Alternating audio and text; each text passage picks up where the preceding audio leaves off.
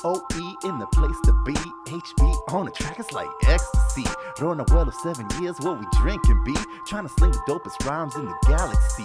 Let me take a minute though and relax your mind. Sometimes these words can be hard to find. 24/7 on that daily grind. Hearing voices in my head, man, they not that kind. Cause bitches be bitching, snitches keep snitching. The world keeps turning, and I keep hitching a ride instead of living my life. Yo, yo, yo, yo, yo, yo, yo, yo, yo. Man, when you feel hungry, don't you have to eat? Yo, yo, pump up the volume and digest this beat. Rap Scallions in the house with this lyrical truth. When we're done with you, you're gonna ice your feet. If the world ends tomorrow and you had one chance, Hey, yo, would you start the move like it's your last dance? yo, do something small in the past and present changes. Do something now, the future rearranges. Cause bitches keep bitching. Yo, snitches keep snitching. The world keeps turning. And you start living your life instead of hitching a ride. Rapscallions. Welcome, everybody. This is Rapping with Rapscallions, Season 2, Episode 9, Goethals and the Canal. It's going to be a great show. My name is HB2E, and next to me is Joe Mosquita. How you doing, my friend? Hey, what's up, HB? It's good to be here, man. Another Sunday, another show, ready to talk about some really cool, interesting stuff. A very cool and interesting gentleman. Yes, I'm looking forward to it. Looking forward to learning a bunch of new things, man. Yeah, I'm of all the historical shows we've done, I think this one kind of makes me the most nervous. Looks like we have some internet problems, of course. Just when you need an engineer like Goethals. That's right. That's what we need is an engineers like Goethals. Here, it looks like we're back.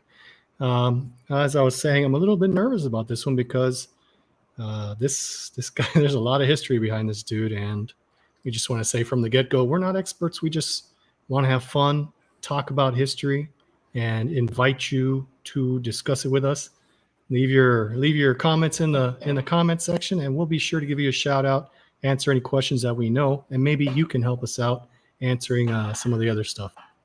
So first of all, let's do a real quick weekly Rapping with Rapscallions weekly wrap up. How was your week, Lord Joe? My week, man. My week was heavy. It was heavy. We talked about it before the show, so I'm not going to go into too much detail, but it was heavy. I was happy when it ended. Thankfully, I was a bit more consistent with my working out this week, though. So I guess if I had to say one positive of this week, actually two positives. I helped a person, and I worked out. And yes, sir. I slept all day yesterday, so I got the rest. So that was good. And that's to sleep off some of that stress. I got to sleep off some of the stress from the week, so that was good. But yeah, man, happy to be here. It's always a wonderful feeling to be here with you, my friend, because I love you. I love spending time with you. So just being here, Rapscallions, all the Fram Scallions, it's always good times, my friend. But what about you, dog? Well, this week we're making our big move to the city in October. Snap. So I've been doing the lumberjack thing. I've been chopping down trees and cutting grass. And the weather's been very unusual, but it feels like summertime, to tell you the truth. It's been nice and cool. And then in the evenings, been relaxing, watching this crazy Squid Games movie. What's that about, man? A lot of people have talked to me about it, and I'm just not aware. It's like a weird Hunger Games Korean game show thing. But like, is it real life? No. Oh. Oh yeah, yes, it is. Go ahead and watch it. So a little bit more the same thing. Let's just jump right into Goethals because he is such a legendary personality. Can you share with us a little bit of your first impressions of who he was and how you heard about him? Well, I'm a bit disappointed, HB, because I think after I came to Panama from living in the States, of course, I got my first sort of taste of Goethals. That'd be a good name for a restaurant. Like, we get all his favorite dishes, and we open a restaurant, and we call it Taste of Goethals. Yeah. I think it would be a hit. So when I first heard about him, it was probably when I was in high school in Chiriquí. Of course, we were talking about Panamanian history, talking about the canal. But it was, thinking back at my history teacher in high school, this lady was very passionate about history. So I'm sure she must have told us, she must have touched it. But I think there was also sort of that resentment towards los gringos, as people were saying. I remember whenever we talked about the U.S. or the Americans, she would say los gringos. So I want to say that it was a very superficial sort of like, yeah, Goethals came and he was the main engineer behind the canal. Boom. And then that was it. Right. And So he got a name check, and that's about it. Pretty much. And then, of course, once I moved to Panama, and I started attending FSU in the 2000s, in 2000, right after the handover and everything, then, we spend a lot of time just near the administration building. And then, of course, I got to see the monument, and I got to know the monument and understand what it represented and everything. So, yeah, that was pretty much it. And I think that prepping for this episode, with all the super cool information we got from Franz Quo, shout out to Franz Quo, incredible information.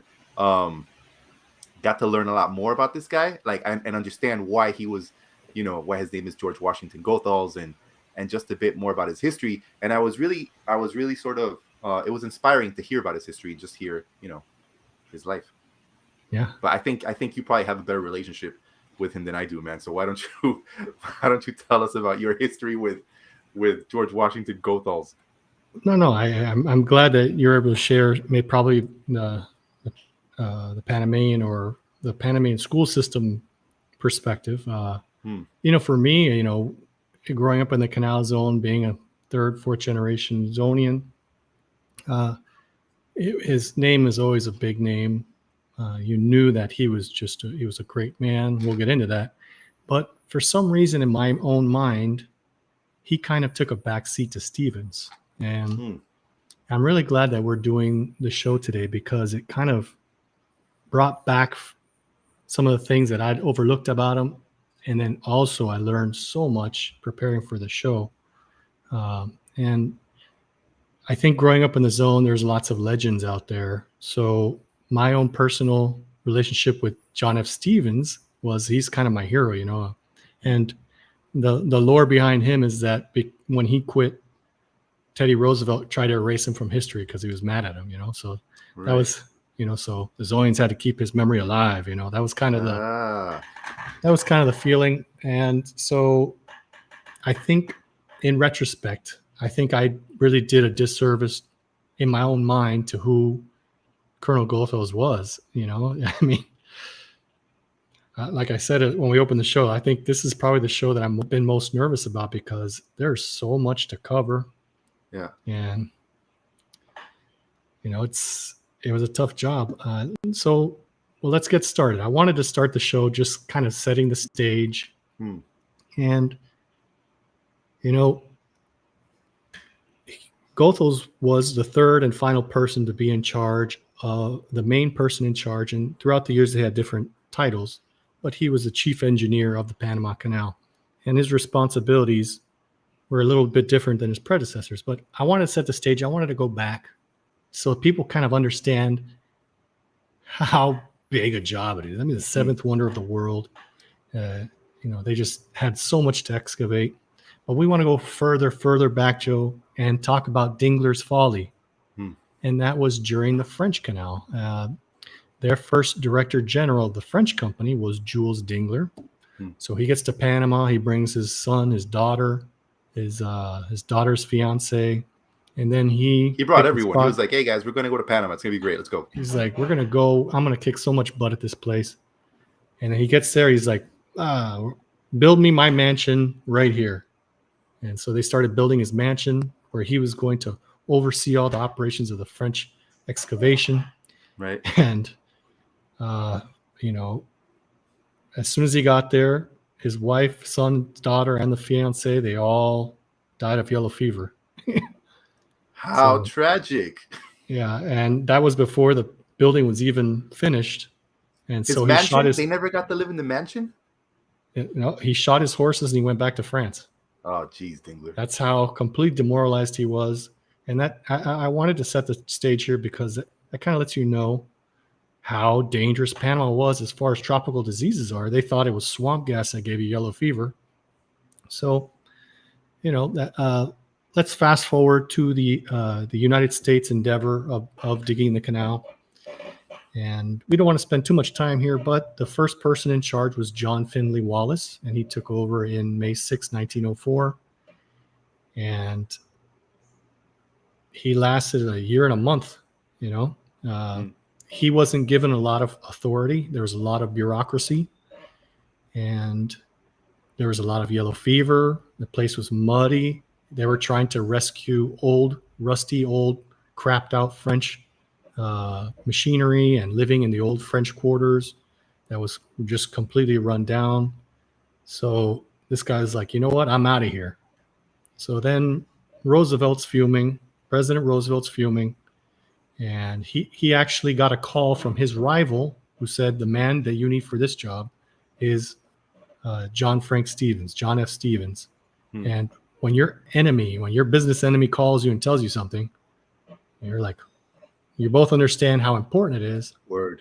And you're like, dude, this guy's talking for real, you know? Yeah. Like, he wants to see me succeed. He's not going to try and send some chump over that's going to make a laughing stock out of all of us. Right. So he calls this guy up, and the guy's like, he didn't want to do it. But then his wife's like, dude, the president just called you. You got to do it. So he tells Roosevelt, Stevens tells Roosevelt, he's like, I'm a railway man. That's all I know. When I get it to a certain point that I think it can be completed, I'm going to step down. And Roosevelt's like, yeah, whatever. Go. I need someone there. And go and start building. And this was Stevens' quote. He said, the digging, he said, is the least thing of all, because he got there and he found such a deplorable condition. And my great-grandfather actually was on the boat with him on the way to Panama. And, you know, because of the bureaucracy, there was no accounting done. My great-grandfather was in charge of all accounting. I have all of his letters for what he had to do. So Stevens really put things into order, and he stopped all the digging, and he gave Gorgas what Gorgas needed. He gave him carte blanche to go out and rid Panama of yellow fever. They knew that it was caused by mosquitoes. It wasn't a popular theory, but because of Gorgas and Roosevelt being in Cuba and meeting Finley, who was a Cuban doctor who came up with that theory, they found that and they brought that to Panama, and they put in effect, they eradicated yellow fever on the isthmus as well as malaria and other things. And they put in the infrastructure, they rebuilt the railroad. So the things were in place to move forward, and he started excavating. And then once he had everything sorted that could impact the excavation, then he was like, all right, let's get this started. He's like, you know what? I'm out of here. Right. He sent his letter of resignation to Roosevelt, and Roosevelt was fuming mad. And he's like, I need someone who can't quit on me. So they went out and looked for a military man that couldn't tell the commander-in-chief, I don't want to do this anymore, because Roosevelt was like, you know what? You do your damn job. Or you're shot for treason. If I tell you to do something, you got to do it. Yeah. Anyone in the military that would have tried to quit on Roosevelt could be found liable for treason. So this is where our friend comes in. But, you know, I think we need to introduce him properly, don't we, Joe? We do, man. We do, because I think definitely, man, Colonel Goethals' life is, I think from when you start to read about how he started out, you would never have imagined that he would get to where he got. Yeah. You know, it's one of those stories where I think whoever's heard that Drake song that goes, started from the bottom, now we're here. I think it's definitely, it definitely applies to his life. And especially a particular moment when, you know, just the amount of effort and hard work that he did led to a very drastic change, which then put him on the road to becoming the person that we all know and respect today. For sure. I mean, yeah, I mean, and when we talk about the monument and we get to the point where they're trying to build the monument and all the people that supported it, you'll see that how, like you just said, he started from zero and he literally had the respect and the support of all the most important people, not only in the Canal Zone, but in the United States and also in France, you know? Yeah, for sure, man. And I think, you know, it's very interesting, HP, because I think his story starts with a topic that still is around to this day. It is a hot topic. To this day, people have a lot of mixed feelings about it. Some think it's good, some think it's bad, some just don't care. And that topic is immigration. Oh, yeah. Immigration. Why? Because his parents, his family, they immigrated to the U.S. from Belgium, which I had no idea. Neither did I. I had no idea. So they came to Belgium, to the U.S. to start to try and have a better life. His father, John Louis Goethals, he was a carpenter. He came to New York 32 years old with just the clothes on his back. He came from, and I don't know if I'm pronouncing this correctly, but you can let me know, HB. He came from Stekken, Belgium. No. With a bunch of other European immigrants who came to the U.S. in 1848 trying to get a better life. And it's very interesting because you still see that happening today. I guess just that back in the day, I just don't know. I mean, the U.S. was emptier in 1848. Yeah, back in those days, the so-called imperialism stage of expansion stage of the United States was just starting. Yeah. And I guess all these immigrants coming in, they added a lot of value. They did a lot of work. They did a lot of things that helped the country to prosper, helped the country to grow, which to this day you can still say is true as well. But anyways, John Lewis was in the U.S. He's all like, what's going on? I'm going to get a better life for myself. I'm 32 years old. I need to get it on and popping. And he meets a fellow Belgian immigrant by the name of Philippina Marie Le Baron. And she was from, again, sorry if I'm butchering the name of this beautiful Belgian city, Antwerpen. And Filipina was 12 years younger than John Louis. Anyway, so they got Johann married. Baptista.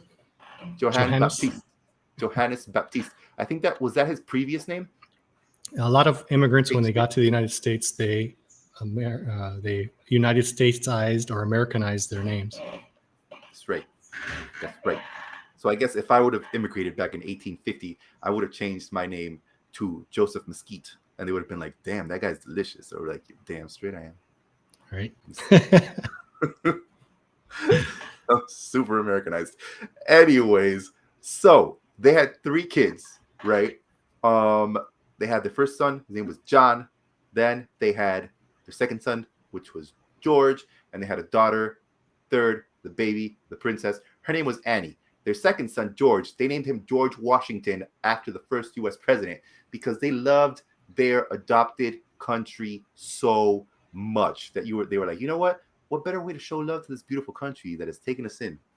It has given us shelter. It has given us food. It has given us love than by naming our second son, the middle child, George Washington Goethals. So that's how it went. He came into the world on the 29th of June, 1858 in Brooklyn, New York. And for those of you in the know, it was the same year that another man was born.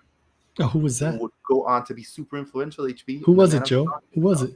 Yeah, I'll tell you, man. His name is Theodore Teddy Roosevelt.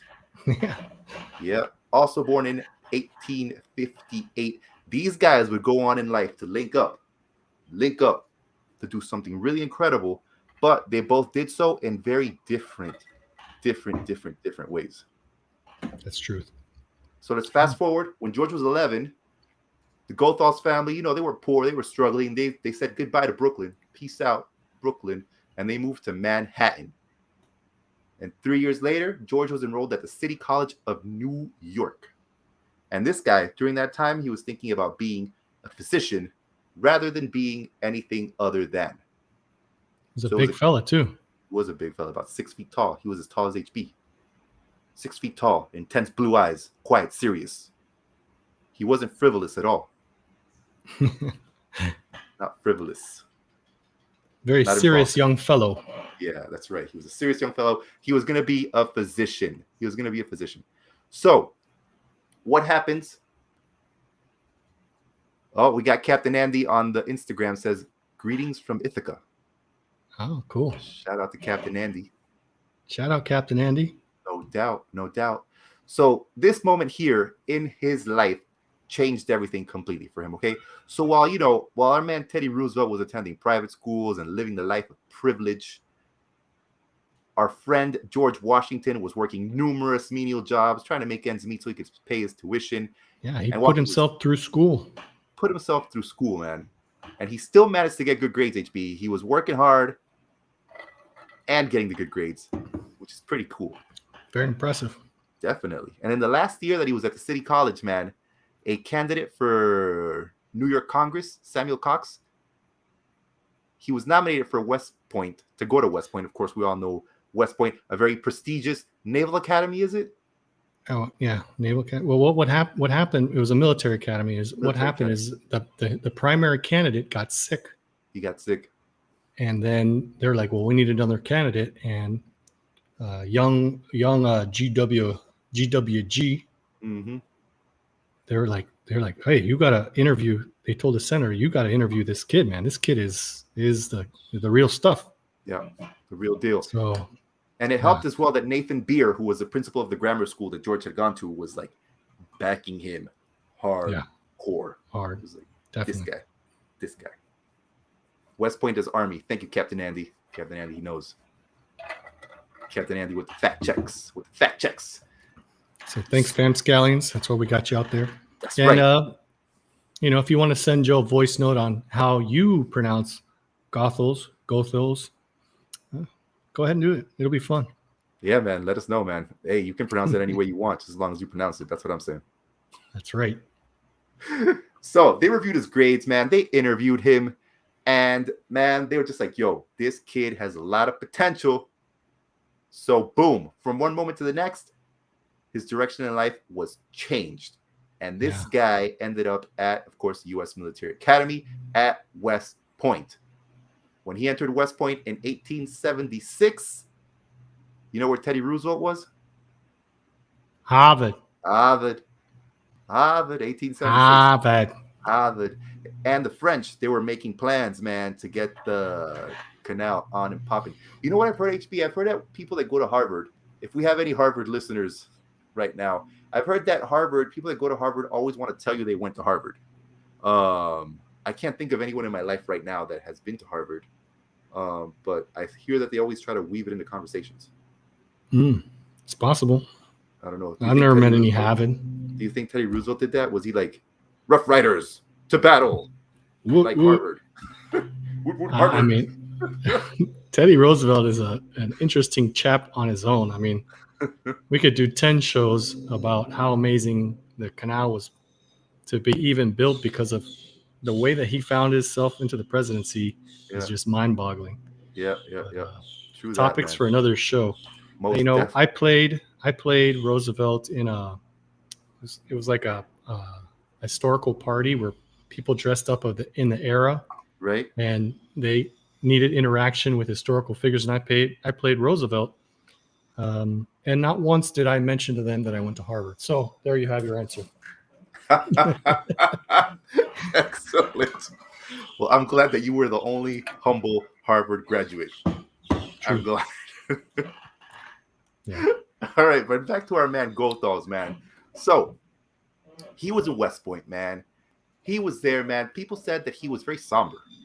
He had a no-nonsense persona, but he was still pretty well liked. HB, did you know that he had a good tenor voice and he was in demand for song fests and the like? That's something that I never would have thought. Speaking of people with beautiful voices, Arnold Ferguson is tuned in. He says, "Wah ha ha ha." True fam scallions laughing at our hilarious jokes. Did Arnold go to Harvard? Is that why he's laughing? Because he always says like, "Hey man, back in Harvard." Yeah, Arnold's making fun of me. He's like, you didn't tell anybody that you went to PCC, Panamá Canal College. Man, I've heard that all people that go to PCC tell everyone they went to PCC. I'm telling you now, I love that place. Domino games, and then you go upstairs and take your test. Beautiful. Hey man, what more could you want, right? I bet they don't do that at Harvard. They don't do that at Harvard. Not at all. Not at all. But yeah, my friend, I wouldn't imagine that someone like Goethals would be a singer. Well, that's especially the thing is like somber. Yeah, I mean, you when you go by his monument, this impressive monument. When you think about everything that he did, and especially the qualities of his leadership, great singer isn't something you think about, but maybe it should be more often. Maybe. I mean, and he must have sung at things for people to know he was a great singer. I doubt he was like in the shower singing, and then all of his buddies were like, "Hey, man, check out that beautiful sound that's coming from No. George's shower." No, I mean, I think he actually didn't. I think one of the reports said that he actually made money that way, didn't he? I think you're right. I mean, look at that. Look at that. Who would have known? Who would have known? He was in. Oh no, maybe he was. Maybe he wasn't paid for, but he was in demand. He was in demand. You're like, we need that GW. We need GW over here to sing. G-Dub over here to sing us a song, man. And you know what? All the singing got him to be class president. And he completed his 4 years at West Point without a single demerit, man. Earning his bachelor's degree in 1880, graduating second in his class. At this same time, Teddy was graduating Phi Beta Kappa from Harvard. Mm-hmm. And the French were beginning to construct the canal in Panama. That's probably when Jules Dingler was arriving in Panama with his whole family. Right? Man, poor Jules, man. I think how arrogant on his part. Just to be like, hey, let's go, everyone. I'm going to Panama. It's going to be great. Come on, everyone. It's a mega tragedy, you know. It is. You're asked to take on this monumental role, and your whole family dies, so you shoot your horses and go home. Seriously. But then I guess back then you couldn't really do much research about the place you were going to, I guess, right? You could Google like Panama, and then it would tell you it's hell. Don't come. Yeah, the land of death. Well, I think that the French situation kind of set up some of the things that made Goethals' predecessors made them quit. Like the bureaucracy was set in place because the reason the French failed was because of all their soborno, you know, all that money going out the wrong back door. They're like, we can't have the same situation as the French had because, you know, history can't repeat itself. So they put into place such insane amounts of bureaucracy that the first guy that they put in charge was like, no way, this is impossible. I'm out of here. Right. But back to Goethals. Yeah, no, but just, I mean, if you think about it, though, it would be overwhelming for anyone, I guess, to show up and just be like, you're going to build a canal here. Maybe it was good that we brought this up because as we go through his life experiences, we're going to kind of see how he deals with those situations. True that. All right, guys. So steaming through here, some of the background of Goethals. In 1880, they were selected to go to engineering school, him and someone else, one other person from his class. And it was an option that was only reserved for top students. And Goethals, he was really proud, man, of being part of such an honored tradition of being in West Point. And he was really excited to, you know, learn how to properly build great structures. So it was already something that was kind of like here in his mind. It was just like working its way through there. So he was commissioned as a second lieutenant to the U.S. Army Corps of Engineers in the 12th of June, 1880, and was promoted to first lieutenant 2 years later. So he was making really good strides within his career. Definitely. During this time. In the fall of 1880, he remained at West Point as an assistant instructor in astronomy, and then he moved to Willits, New York, and the Army's School of Application. In 2 years there, he learned the latest design theories and studied books on how to build bridges, dams, harbors, canals, and other What was that? What was that last one? civil works. Huh? What was that last one? Bridges, dams, harbors, canals. Wow. Yeah. All these things would come into play. They would come into play. In 1882, he was sent west into the field to the Department of the Columbia in what was still Washington Territory. Shortly after he arrived, I wonder how he got there. Did he go across on covered wagon, or did he go through the Canal Railroad? That might be interesting. That would be interesting to find out. Totally, man. I'm guessing he must have gone through the Canal Railroad, right? Yeah, I mean, we talked about your man Grant when he came to Panama and check out the railroad. So this would have been during the French Canal era. Truth. So he would have taken a steamboat. Lots of steamboats, railroads. So, anyways, shortly after he got west, man, a flood washed out the bridge over the Spokane River along the main road to Fort Spokane. Is that how you pronounce it? Spokane? I always said Spokane. Spokane. And Goethals at this time, an inexperienced 24-year-old, you know what? He was ordered to replace it post haste. That means ASAP. That means right now. That's like, Joe, if you're like fresh out of your bridge school. Yeah. And then they're like, hey, go hang out over in Washington. And you get there and they're like, dude, Joe, you need to build this huge bridge now. Man, and I've only built bridges with like popsicle sticks. Right. Tongue depressors, popsicle, little paleta leftovers. Yeah, man. And now they're like, build a big one. And I'm like, man, how many paletas do I have to eat? Hey, what's your favorite paleta flavor? Hey, you guys, leave us in the comments your favorite paleta flavors, and if you ever built a bridge out of the paleta sticks. If it's paletas from the push cart guy like Italiana, I think I like coconut. Yeah, I'm down with coconut too. No doubt. Close second. See Arnold Ferguson, limon. My close second is limon. Limon First super place refreshing. is and then you also, if you want to switch it up a little bit, you have skimo pie. Yeah, that's legit. Skimo pie. That's legit. You can't go wrong with paletas, man. Delicious. Never ever, dog. Yeah. Never ever. Very refreshing too. Very refreshing. Very So refreshing. tell us about this bridge, man. This guy just got out of college. He's practicing. Deja tu man says tamarindo. Hey, tamarindo's good too. That's my third place. True that. I can totally agree with that. You can't go wrong, man. We gotta have Saludos. Like a paleta party. Yeah. So, man, he'd never designed or built an actual bridge at the time. Never, ever. And later on, he admitted that it was probably the hardest task he ever faced. He said, and I quote, I had never built a bridge, and I didn't know much about bridge building. The bridge site was a long distance from the sources of supply of everything excepting wood, and I was expected to do my work in a hurry. Yeah, Poor man. guy. The guy got fire put to his feet, like build this bridge. So you know what he did, man? He got the reading, man. He says he read all the books all night and gave orders all day. And in the end, the bridge got built in time. And then he says that after that bridge, no other work seemed as difficult, because he was like, yo, I built this bridge. Yeah, he got tested by fire. They threw him right into a bear trap. They're like, dude, build this bridge. So he used his time. He studied up, told the people what to do. When they came into problems, he went back and looked it up, sorted everything out, and he got it done. Yep. I have an interesting side note here. I was telling you before the show, I want to tell the rest of the readers or listeners. Readers. They're reading the delightful comments that are in the comment section. Well done, Joe. Well done.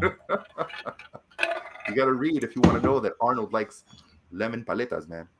That's true. So the Tui family, we're talking about name changes. When my grandfather's family came from Ireland.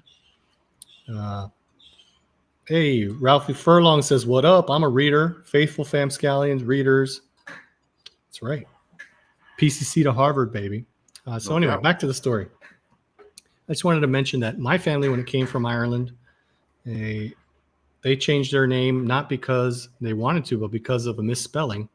And Ellis Island in New York was all blocked up. It was all backed up, and the ship had to go through the Erie Canal and all that stuff. And they ended up immigrating through Michigan. And once they got off the ship in Michigan, they misspelled the Tui name. And that's why we spell it with a W instead of a U. And they ended up crossing the continent and ended up in Spokane, Washington. And I need to look into this. Spokane. I need to look into this because it's possible that they crossed the wooden bridge that Goethals had built. And then the Tui, the first son, came to Panama and married my grandmother. And I'm Henry Bell Tui III. It'd be cool if there's that connection, they actually cross that bridge. If the timelines match up, that would be pretty neat. No doubt, man. Hey, you know what they say, HB? Yes, Spokane. Is that what they say? Yes, they do. That's what all the people in Spokane say. That's cool. Yes, a Spokane. So yeah, man, he built the bridge, and the bridge was great. It was the biggest, best bridge in the world, man. Wooden And bridge. Yeah. the best wooden bridge. Um, I'm just trying to look for a quote here that he said on the bridge, man. He said, "Nothing is hard if you know what you're doing. What makes my first bridge stick out in my memory is that I didn't know what I was doing." So I was like, whoa, that's crazy. That's crazy. So, anyways, man, let's move on in our man George Washington's life, man. He was in Washington with Lieutenant Samuel Rodman, a member of the old New Bedford, Massachusetts whaling family, for those of us in the know. And Rodman's sister, Effie, came out west for an extended visit. And of course, you know what happened when she came to visit, man. Every single eligible dude there was like, yo, what's going on, girl? Hey, they're like, "Hi, girl, hi." But They George were all- Washington was all like, he was tall, he had big blue eyes, and he was all like, "I'm serious." Yeah, I'm somber, but I can sing you a tune if you want it. That's right. All those other guys couldn't sing. That's how he set the hook into Effie's love muscle. That's right, man. She didn't know. She was like, "Oh man, this guy can sing. Damn." So Like, hey, you know what happened? She was They were Joe. like, She was like, "That guy's kind of cute, but he's kind of like, he's kind of maybe he's a little too serious." yeah. Tiene salsa, and then he's like, "Oh, what? I don't have salsa." And then he started singing. "Pa, pa, ta, ta, ta, ta, ta, ta, ta, ta, ta." He busted out some Mark Anthony stuff. She was all, Yeah. "What? George Washington, you?" And he was like, I got love this. you. I love you." So, hey, man, a romance blossomed, and they got married on the 3rd of December, 1884, in New Bedford. Then they had a son, George, born in 1885. He would go on to go to West Point and become an engineer too. Their second son, Thomas, would arrive in 1890 and become a doctor after earning a degree. Guess from where, HB? Harvard. Harvard. That's right. That's right. He went to Harvard. I guess he talked about it too all the time. Thomas. I did read that their first son, George, it wasn't George Washington. They didn't want him to be called Junior. So it's just George Goethals. All right. But he's not a junior. He's not a junior. That's interesting. I guess do you have to call all kids junior if they have the same name as their papa? It depends. Like in Panama, they don't do that. No. If you're like a Northern European heritage, and that's usually the case. Right. Junior. Well, let me tell you something, HB. Once his time in the West Coast ended, Lieutenant Goethals was assigned to the Ohio River Improvements Project. And this included a lot of channel Sounds dredging. serious.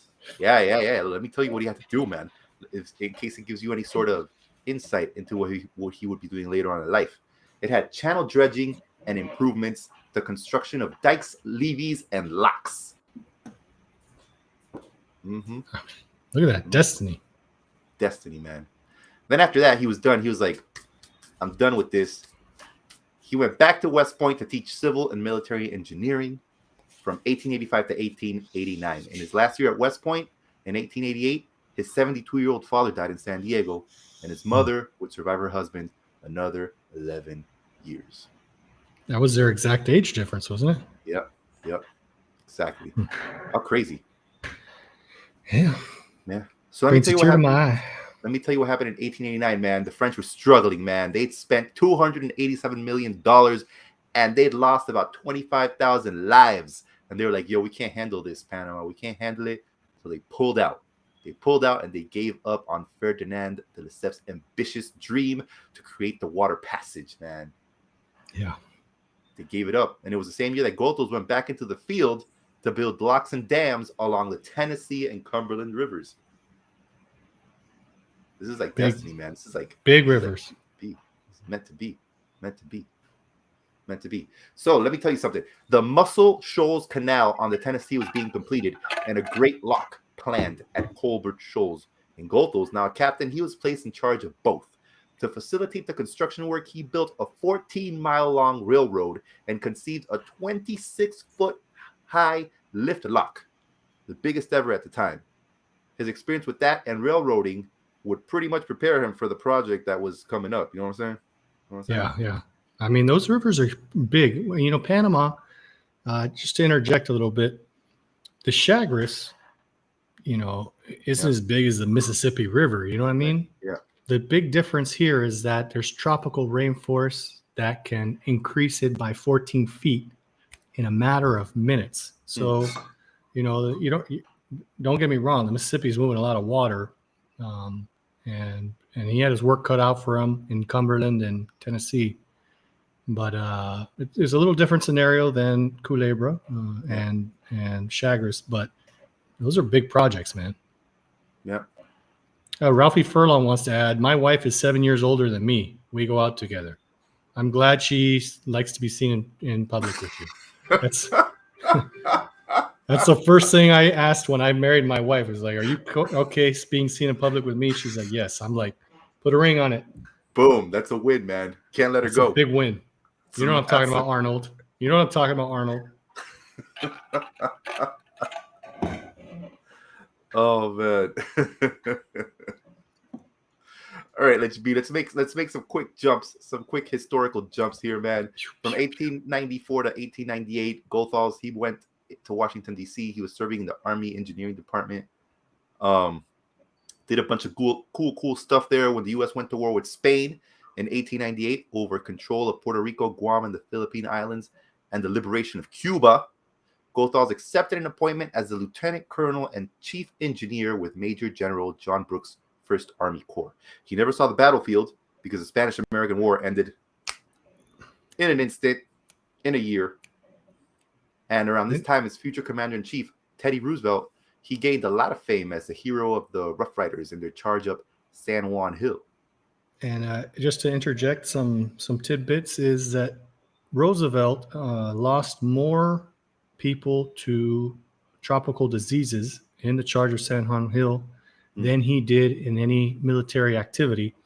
And that's why they started that, to him, that was just insane. How are you going to lose more people to sickness than to fighting? So that's when he started that push in Cuba to find a reason why. And that's where they found Finley. That's where he brought his boy over. I think Gorgas was in Alabama at the time, brought him over, and they took Finley's theory and eradicated Cuba of yellow fever at that time, which, as you guys know, was instrumental in Panama in the future. So again, we see history colliding.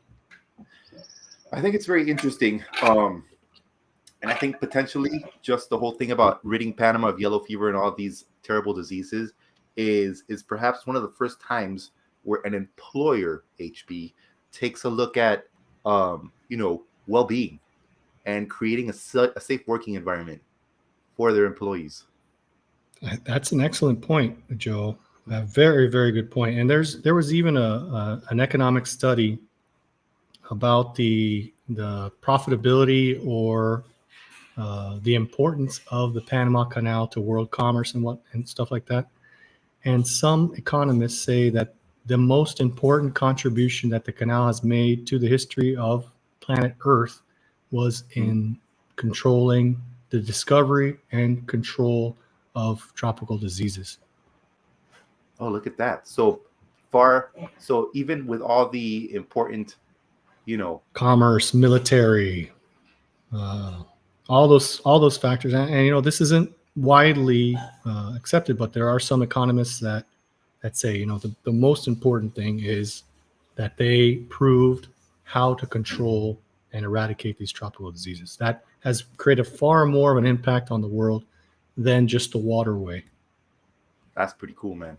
That's definitely stuff. I didn't know that. Ralphie Furlong says safety is key. It was okay union labor laws. No OSHA until 1971.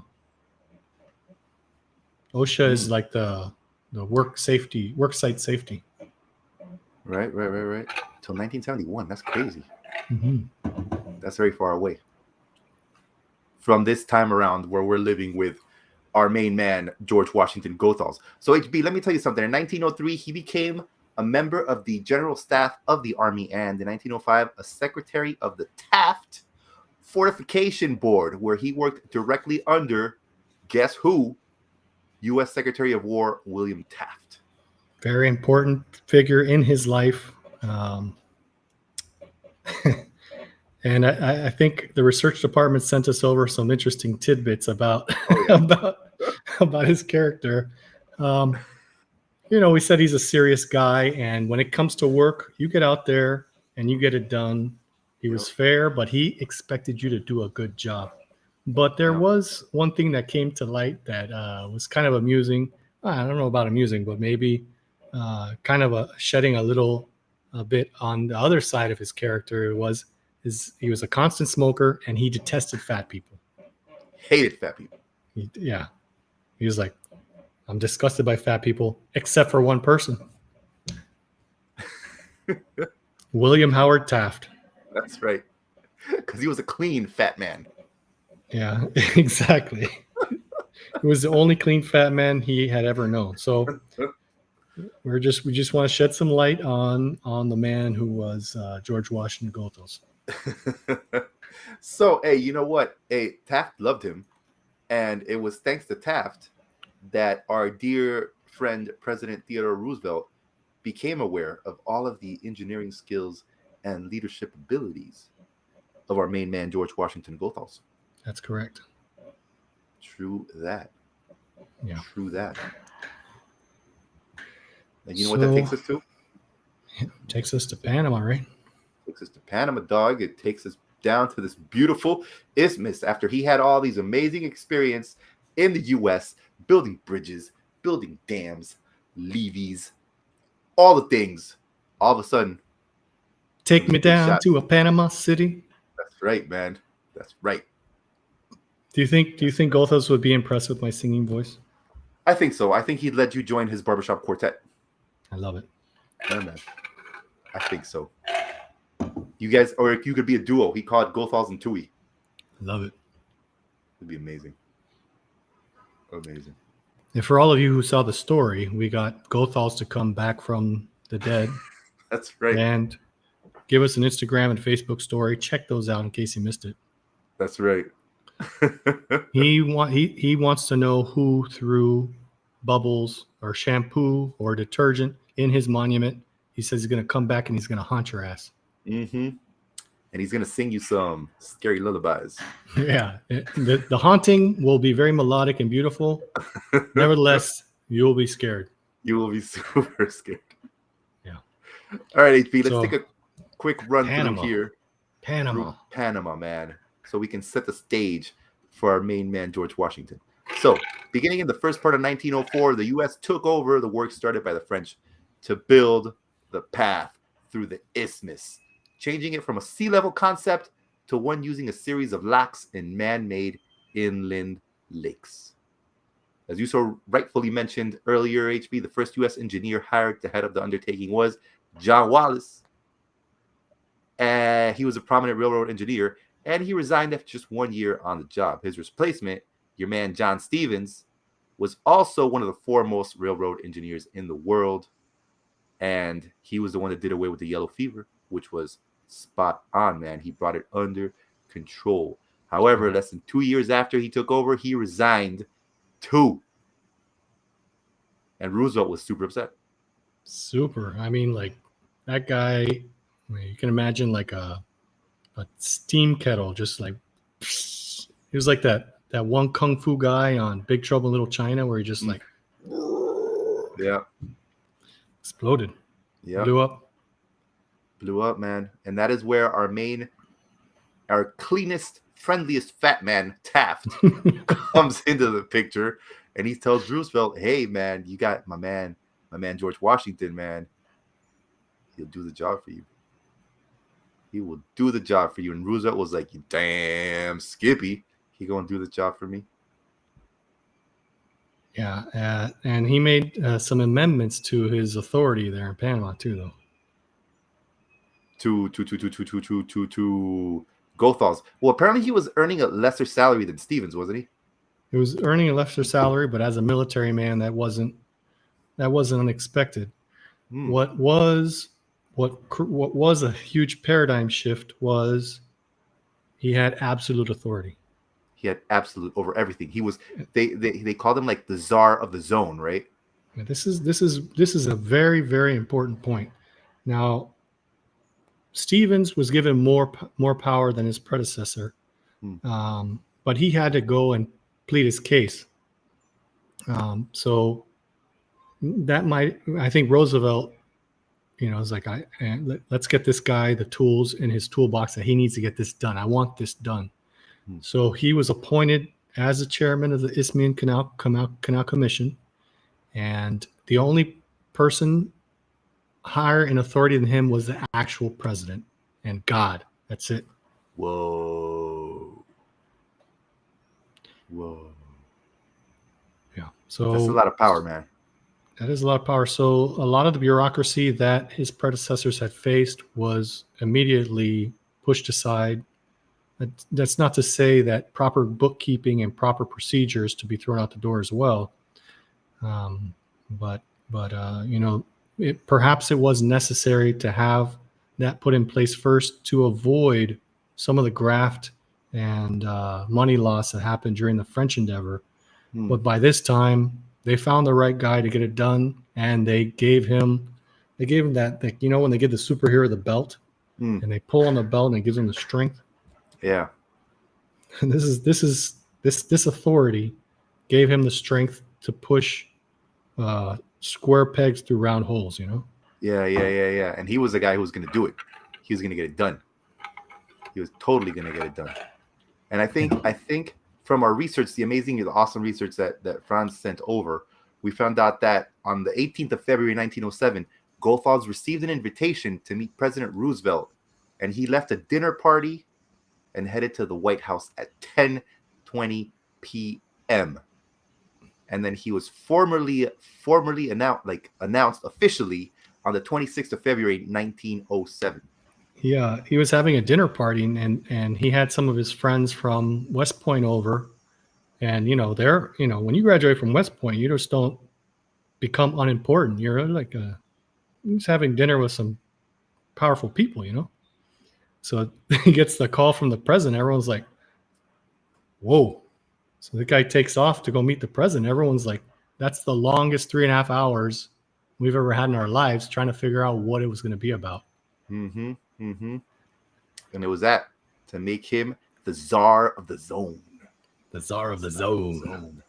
Czar of the zone. I like that, man. I like that. And I think one of the things that Roosevelt really appreciated about Goethals, of course, him being a military man out of West Point, was that he didn't see this as a construction project, but as a major history-altering military engagement to be won at all costs. And I think Roosevelt was the one that says, the enemy we're going to combat is the Culebra Cut. Or sorry, no, this was Goethals. The enemy we're going to combat is the Culebra Cut and the locks and dams at both ends of the canal. So this was like you had an enemy in the sights, and you were like, I am taking you down. You're not going to get the best of me. You're not going to get the best of me. It's truth. And, where are we at in the timeline? He's been named. He went to see the president. He clicked with Roosevelt. They both saw it as a super engagement that's going to change history. And, it wasn't like a railroad endeavor. This was the eighth wonder of the world. They both saw it in the kind of same light. Meanwhile, Arnold Ferguson said, Sinbad, thank you. He's the one that pulled on his belt and got strong. Sinbad. Yeah, we're up to date on our superhero lore now. We should all be like Sinbad.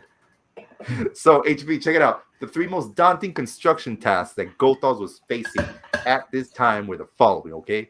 Check it out. Number one, cutting down to a much lower level several sizable mountains near the center of the isthmus in order to minimize the elevation of the canal itself. Easy. Number two. Yeah, it's just a thing. Yeah, I mean, I do that every day. Yeah. Number two, damming the powerful and erratic Chagres River with the Gatun Dam and the formation of the Gatun Lake. Again, I think you did that yesterday, so yeah, not that big a deal. The things we do, Number three, building the huge concrete locks with efficient water filling and emptying systems and great steel gates with cutting-edge opening and closing devices, as well as feeding, housing, and controlling 30,000 employees. Take that. Impressive. I mean, on a list of 3 bullet points when you take over a new job, Can you imagine? I think the last bullet point I got was bring your own sandwiches, bring your own lunch to work. Can you imagine, man? They're like, these are your responsibilities, mm-hmm. and this is what you're gonna do. Yeah. And he was like, okay, man, okay. And a note from the research department, all this wonderful research and the great work that Joe did, putting it all together into a cohesive format. He said most everything that was published after A Path Between the Seas kind of regurgitates nothing new is said about Goethals after The Path Between the Seas. So big shout out to I wanted to give props to the guy. I just forgot his name. McCullough. So big shout out to McCullough and his research department, because that's kind of like the Bible. And then everybody's read Path Between the Seas. David McCullough. Thank you. Yeah. That book is like everywhere, man. Everywhere. Who doesn't have a copy of that book? If you don't have a copy of that book, mention it in the chat. Yeah, we'll start a fundraiser. Yes. We'll start a fundraiser to have electroshock nodes put on your brain to put some sense in you, so you can go out and read it. Yeah, man. I think it got to a point in my life, HV, where I had 2 copies of that book. Don't ask me why. I just did. Yeah. One in the bedroom, one in the bathroom. That's right, man. Because sometimes I want to read. I want to be like, hey, what's going on? It's before cell phones, right? That's right, man. Before cell phones. I think one of the more interesting things that he had, just controlling the 30,000 employees, man, because he needed to keep these people happy for them to do all the blowing up and for them to do all the digging and stuff. Because if these people were like, hey, you know what, George, I'm not feeling your management style. Yeah, right. Well, why don't we talk about his arrival? Yeah. Do it. Yeah, so as soon as he got to Panama, I believe he arrived with Gaylord, the engineer that was in charge of the central excavation. Yeah, they had to stay. Stevens was still in his quarters. No, I think that's pretty whack there. Stevens quit. He should have just been like, I'm out. Why is he still going to stay there? He's like, I'm going to see what this new guy does. Yeah, I don't think it was pettiness. I think it was, I don't know what it was, but he had nowhere to go. He was like, I'm lonely. No, don't throw shade on my heroes, all right? My bad. I take it back. Yeah, so I think he said that I'm leaving when I get to a certain point where it's done. But in addition to that, and I don't think Goethals was the type of person to be like, where are my quarters at? So fortunately, but just to tell you guys kind of the things that he went through, he gets there, he has to stay in another location because his quarters aren't ready. The head of the railroad decides to resign on that day. Truth. A lot of the main dredge workers resigned, and the canal had its first major consequential strike in the history of the excavation to that date. So this guy shows up on the scene gonna try and do his job, and everyone's like, hey, yo, new guy, we don't want you here. That's insane, man. Insane for such a monumental project, because Stevens was very well liked, yeah. So people were like, hey, we get along fine with you, and they were even asking him for him to reconsider his resignation, big time, like people that were working there. And then, of course, it didn't help then that William Beard, the head of the railroad, was all like, peace out, guys. I'm going to retire to live a better life. Yeah. And I've been holding my letter of resignation until you got here, Right. Yeah. It's like, come on, man. Come on. That's low. So here comes Goethals, and he's all like, okay, we've got a job to do. And then everybody's like, Nobody likes you. Go home. Yeah, it's like we don't want the new guy. And you know what? You're a military guy. You're gonna turn this into some kind of boot camp, where we don't want you, making us march around, barking orders at us like some crazy drill sergeant. So, you know, he had his work cut out for him. Not only did he have those wonderful bullet points that you described, Joe, but he also had to win the favor of his employees. And I don't think the one description said that he was never seen in his military uniform. True that, right? Yeah, that he just didn't wear it, which is pretty good, because I think if he would have been I think for military people, it's a sense of pride to wear their military. Yeah, do we have any military people out there? It's like, do you have to wear it? Is it when you get to that level? Is it optional? Like, what's the criteria for wearing your uniform? Yeah. So Goethals, man, he had to win over these people, HB. So one of the first things that he did was he started a weekly newspaper. It was called the Canal Record. Yep. And this boosted morale because it created a sense of community, and it published weekly excavation statistics for individual steam shovels, dredges, and it created a sense of competition, because people were like, oh, what are they doing over there? Oh, what are they doing over there? Well, we got to do better. And people were just like, yeah, which is very interesting how something as simple as a newsletter can sort of start to create this sort of, they're like, oh, we're all in this together. Right. Yeah, right. There's like, hey, this thing that they're printing is talking about me and my friends and my family and my community. And that kind of brings everyone together. Everyone's reading the same thing. They see, oh, Joe's steam shovel excavated this much. Yep. What? Arnold Ferguson's steam shovel excavated this much. Ralphie Furlong excavated. Oh, wait till you see what I'm going to post this week, Yeah, man. This was prior to Instagram. So every week you'd have to wait to find out. Exactly. This is weekly Instagram. That's right.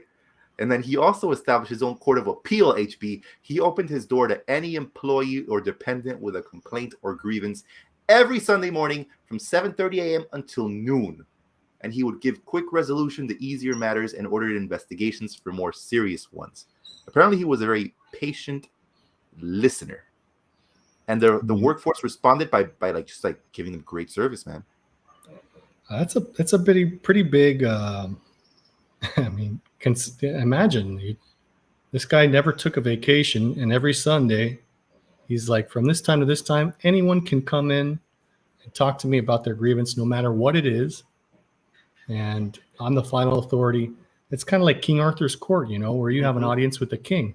Yeah. Which is strange, and I don't think it happens in today's day and age in any business, and it didn't happen back then. And so, well, you had a really cool example that you told me earlier about a case that he dealt with.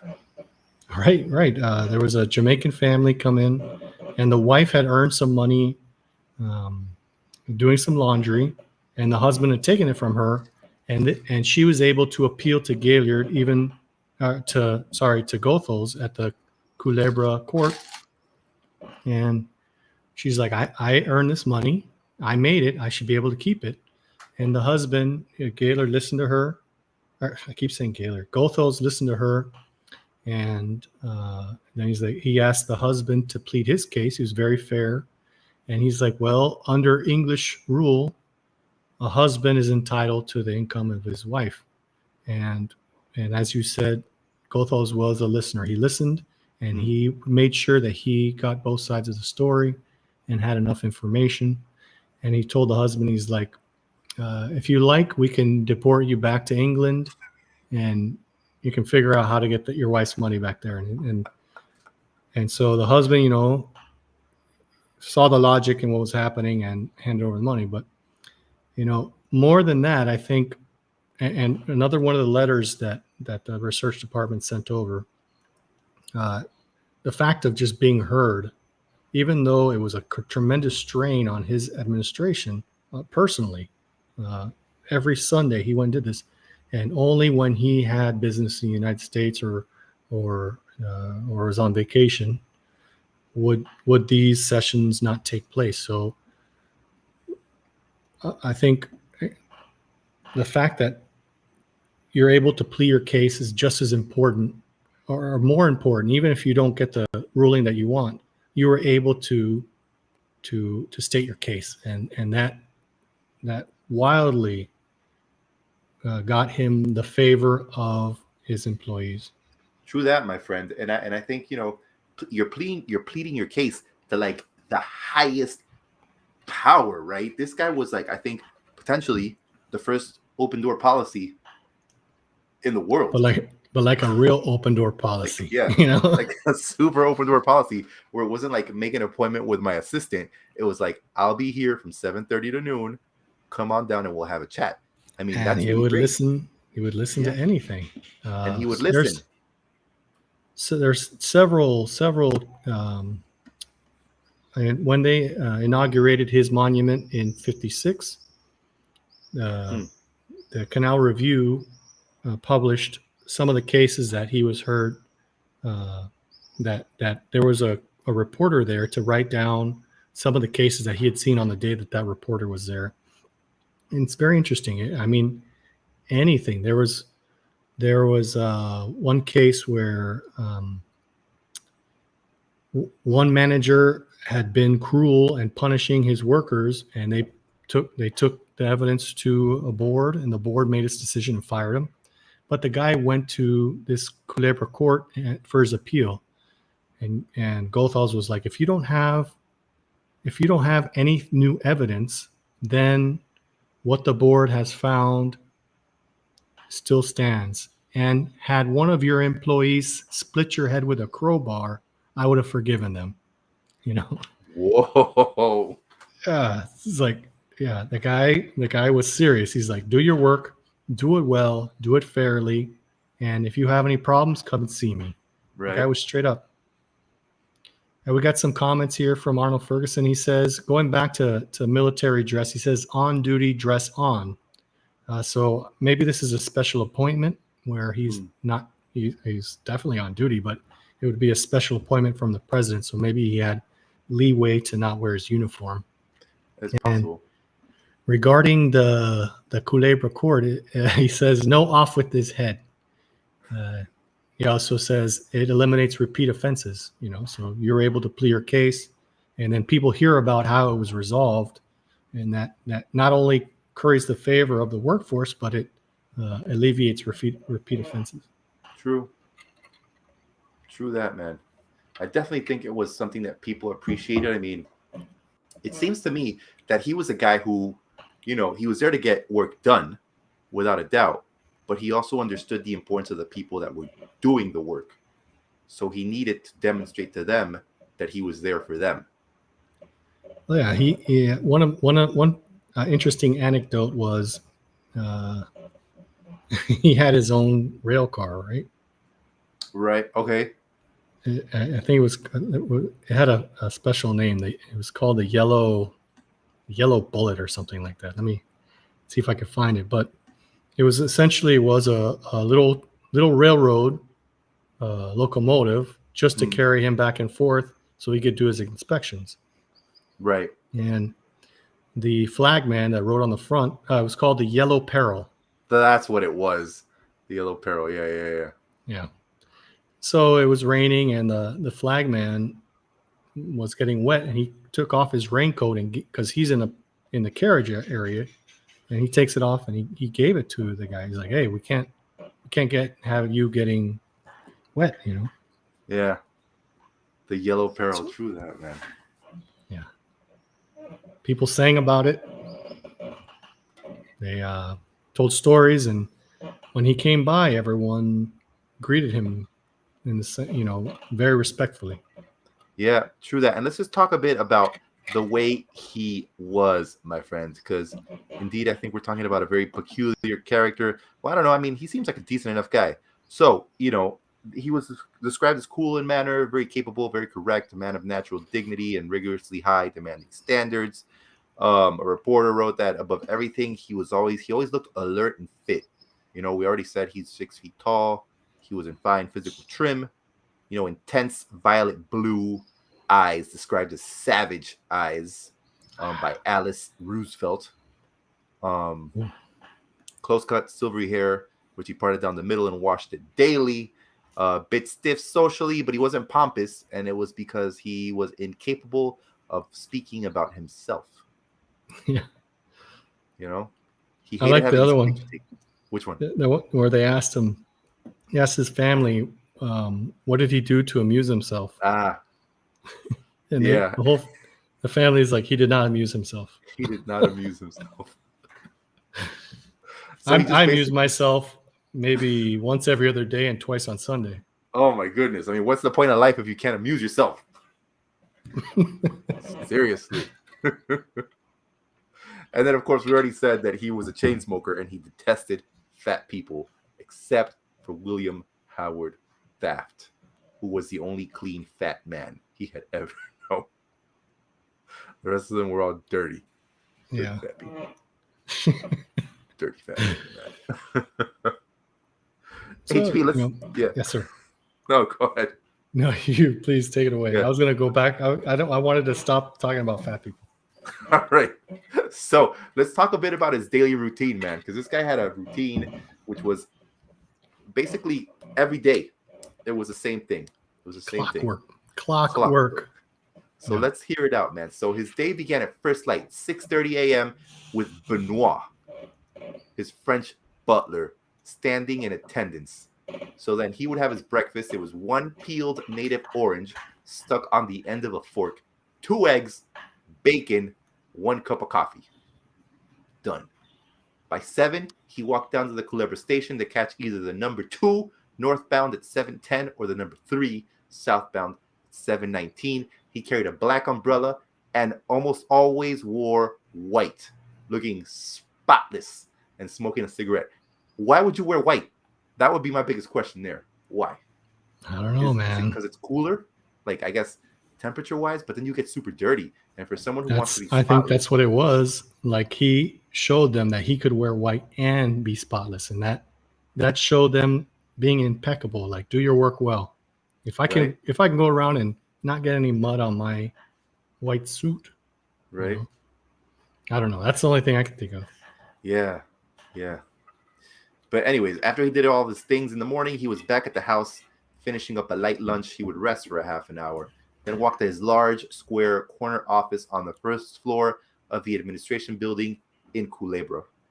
Yeah, let's talk about that. I mean, most everyone knows about the administration building in Balboa, which was built under his oversee. Oh, we got Franz Quoz typing in. He says canal officers in the admin building wore white suits into the 1950s, often changing to another white suit after lunch because of the heat. Interesting. Look at that. But like white suits, man. So like pants, shirt, dress shirt, saco, like layers. Yeah, it was probably like wool or something. Yeah, man. Wow. No bueno. Sounds hot. Does sound hot. I don't know if we're talking about the admin building. Yes, sir. Yeah. So I just wanted to make a point that Culebra was right. Culebra was situated right at the top of Gold Hill, so it was essentially in the middle of the project. That's where my grandma was born, incidentally. Right. So I just wanted to make that distinction. A lot of us, when we hear administration building, we think Balboa. Yeah, you automatically think Balboa. That's a fact, dude. Yeah. That's a fact. Well, he would go to his office that was in the admin building that was in Culebra at the time. And there he would receive people from up until like dinner at 7-ish. And then in the evening, unless he had other things to do, he would return to the office and concentrate on paperwork until about 10. He didn't really like social events, HB, but he had to like brace up for them. And they'd usually be at the Tivoli and at the Culebra Club. And he would go out of a sense of duty. But for the most part, he would sit out on the porch and listen to music, waiting for a time when he could politely withdraw. So I'm guessing he just like tiró su bomba de humo. He'd be like, oh, I'm out. He'd be like, lots of digging to do tomorrow. Bye. I'm going home. You got to rest. So are you, Joe, are you a party guy? Do you go out? Do you socialize? Or are you kind of more withdrawn when you go out to a party? Well, I think since the pandemic began, sometimes it's hard to believe that we're still in a pandemic, HB, because if you Yeah. go out to the streets of Panama, It's madness. it's madness. Everyone's out there. The only thing you know is that people are wearing masks. And that's it. But I think one of the things I appreciated the most when the pandemic started was that everything, like all the evening events, like stopped. Yeah, Because sometimes it's nice to go, but then other times when they're so consistent and they're happening all the time, and it's so tiring, So I yeah. think I would have been more like Goethals in that I would have just been kind of in a corner. Just like I would You say hi to the people I need to say hi to, and then just be like, all right, nothing else is happening. I gotta go. right? I can understand that. I'm kind of, I don't know. Maybe I have multiple personalities or something like. Because sometimes I can work a room like ain't nobody's Word. business, Yeah. and then sometimes it's like, man, this is dumb. I need to get out of here. And it's interesting because now we think of the Panama Canal. It's kind of like that thing that's always been there.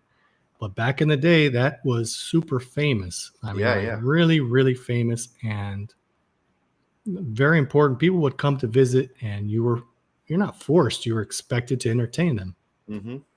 So it was a big part. It was a big part of the job of his job to be sociable. Yeah. And it's very interesting because I remember when I used to work for the UN many years ago, sometimes we'd have people come and visit us. And of course, we'd take them for lunch or something over there at Miraflores, and we'd eat over at the restaurant and stuff. And they would get so excited when they'd see a ship come through. And they were like, oh my God, the Panama Canal. Oh my God, this is amazing. And I would just be like, wow. And then I can imagine that during that time, he must have been like, that was the thing. People were coming to Panama and they were like, that's the canal. I need to see it. And of course, he was like, yeah, what's up, man? I'm the man. Yeah. The canal. So yeah, it's hard work, Yeah. white suits. Hey, we got Arturo Villarreal. It's tuned in. He says, Joan HB, saludos. Saludos, maestro. If you need guitar lessons, that's the guy you want to talk to in Panama. Boom. Heard it here first. Hey, you know what? Goethals could sing with Arturo's beautiful guitar playing. Seriously, man. We gotta get Goethals back over here. In none of the research that we dug up did he use his beautiful tenor voice at any of these get-togethers. No, and you think if he would have been more of like because I'm guessing now from everything that we've understood, everything that we've read, Goethals must have been a bit of an introvert. I think so. Yeah, because he never wanted credit. Not that he never wanted credit. It wasn't, or he portrayed it as not being attention. He did not like being the center of attention. Exactly. Yeah, he was more like, let's get the work done.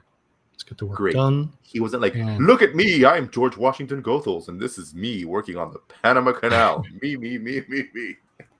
But another interesting aspect to him is that he understood the importance of photographically journaling the endeavor.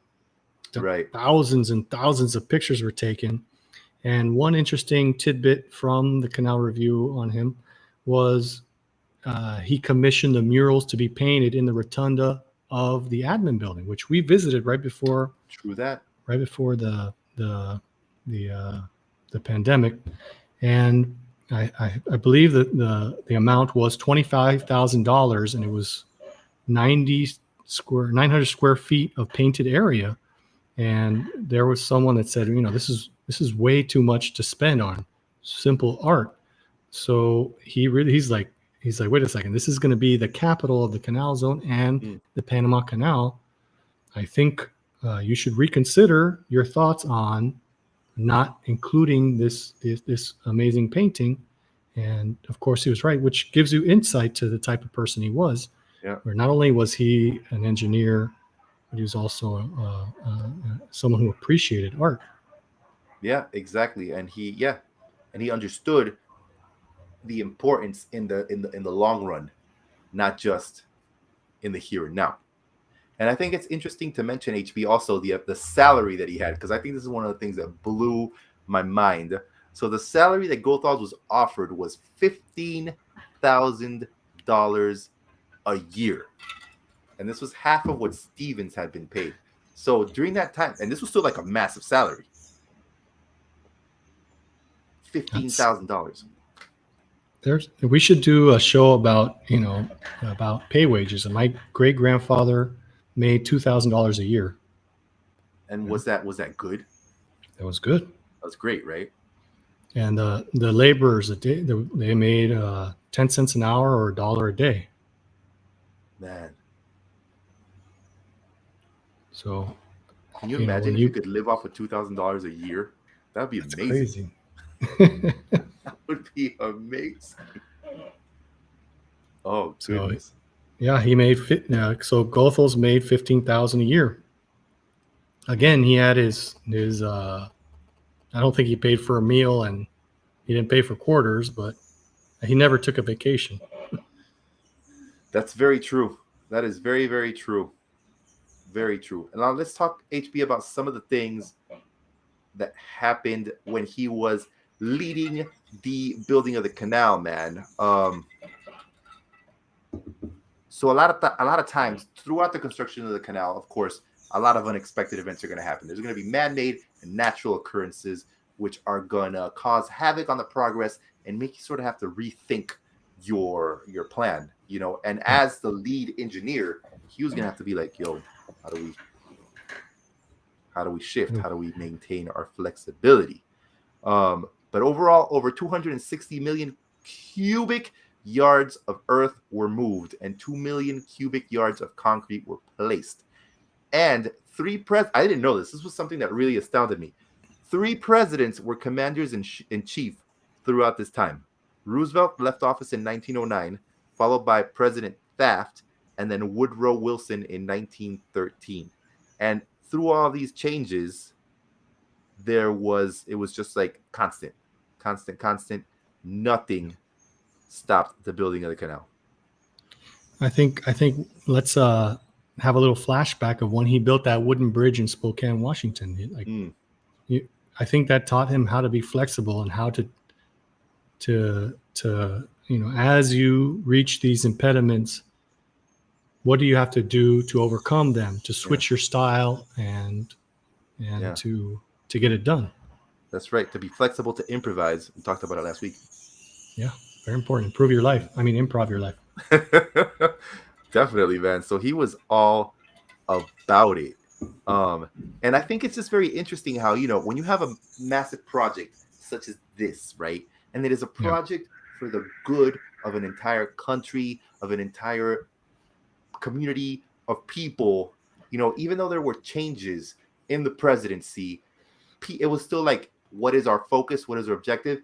Build this. It wasn't like, oh, Roosevelt's out, Taft is coming in, and Taft is all like, halt. We need to investigate every single expense that was made by the previous administration before we can continue working on this project.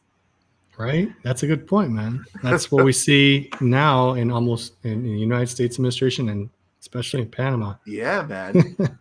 You're like, what? Why? Yeah.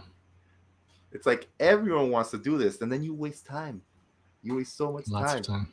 Last time, when was it? I was at the airport on Friday. So driving over there, I saw that there is una línea del metro that's going to get to the airport. And I was like, this is fantastic. And then somebody asked me like, hey, when's that going to be finished? I was like, oh, man.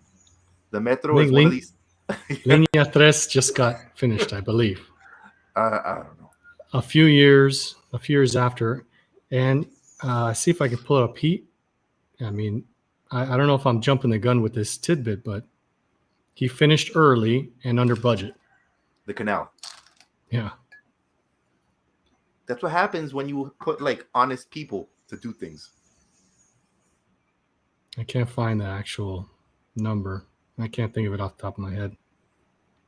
But I think that really surprised me, HB, because I think, it's one of those things where I think now everyone's just kind of like, nope, you got to pause it because, these people before us, they were corrupt, and I'm going to prove to you they were corrupt. So let's spend 3 years deciding that they were corrupt, and everything else doesn't matter. It does matter. I think he finished 2 years early and $23 million under budget. Look at that, man. Look at that. I remember I was a little upset when during the expansion of the canal, there was a little smear campaign in the newspaper saying how that wasn't accurate. Oh yeah. Yeah, it was, that kind of dug into my Zonian pride when they published that. But why? What was the point of it? Because Panama had become ridiculously over budget with the Spaniard company went on strike and was asking for more money. So there was a front page article talking about how it wasn't true that Goethals had finished early and under budget. I don't even know what to say about that. It's Yeah, like, it was a little man, rift. yeah. But HP, man, the project was completed in August 1914. Goethals was 56, and as you said, man, I think he only took one vacation from the project. This was a trip to Germany to visit the new locks on the Kiel Canal in the spring of 1912. Right, and I think they mentioned in that article that the Kaiser was a less intense version of Roosevelt. Yeah, that's right. He was Roosevelt toned down. Right. That was good. Oh man. And he went, he stopped off at the nation's capital where he received standing ovations. And there was even talk of a dark horse candidate for the presidency, which is, wow, that's crazy. That would have been crazy. But his buddy, his rotund, corpulent friend Taft, is the one who went into office. That's right. And then when the canal was finally fully operational in 1915, Goethals received the full thanks of Congress for distinguished service for constructing the Panama Canal and overwhelming praise from engineers everywhere, not to mention the technical press around the world. By World War I, it was in full swing. The canal was quickly pressed into war service action, allowing American warships to move efficiently and rapidly between its east and west coast, and it helped fulfill Roosevelt's vision for the United States becoming a major sea power in the world. Right. And all of that, such an incredible accomplishment. The opening of the canal was they weren't able to have the fanfare that something like this required because of the commencement of World War I. Yeah. You'd think there would have been like everything, fireworks and bands. There's world fairs planned, the opening planned. There's huge things were planned, but World War I started, and it's like now's not the time to do that. No. I even heard that Goethals was playing the launch of his first album. Oh, really? At the on wax cylinder. But he had to scrap it, so they shelved it. His record company shelved it because they were like, "Sorry, man, World War I." World War I. You heard it here first, fam scallions. That's right. His album never got released. And so there's so much minutia that we can dig into. Do we have any more bullet points that we want to talk over about our buddy GW? Let's see. Well, after he was done, President Wilson appointed him the first civil governor of the Panama Canal Zone, and he held that position from 1914 until his resignation in 1917. And then after that moment, I think he left the Canal Zone after having spent all that time here. You think he would have like hung out a bit longer, right? And just be like, let me enjoy just living here and just, Well, I know that the transition, something that it's hard for us to understand looking back in time, is the transition from construction era to operation era. True that, because they're two totally different things, yeah? Two totally different things. And he's on record as saying that it pains my heart to let go of such good employees, such good people who have given so much heart and soul to the construction of the canal. But again, it's a transition. Yeah. We talked about transition era when the building of the canal and the building of the Transcontinental Railroad, the Trans-Isthmian Railroad, and that's kind of what led to the Dia de la Sandia. So Right. True that. You have a huge workforce of 30,000 people, probably half, if not more. So there's a lot of unemployment, but he was so well respected by the people that work for him. There's no major causes of violence or strike or anything like that. But you always kind of assume, and it's one of those things that, yeah, I mean, you're totally right. You would assume, I guess, if you don't know, that, once the canal was done, the same people that were working there for the building of the canal would then somehow be transitioned into doing something for the operation. But then it's kind of like if you're saying, like, we built this building with these construction workers, but then these construction workers are not going to work in the building. Their job was to build a building. Right. But then what happened to all these people that worked in the building? Like, they were just there. They go they home. left. They went home. You follow your work, or you decide to settle outside the canal zone, maybe Rio Bajo, or maybe you find a home, or you follow your job. Goethals followed his job. He had several projects after the Panama Canal, and then he finally retired I think it was in New Mexico. Right.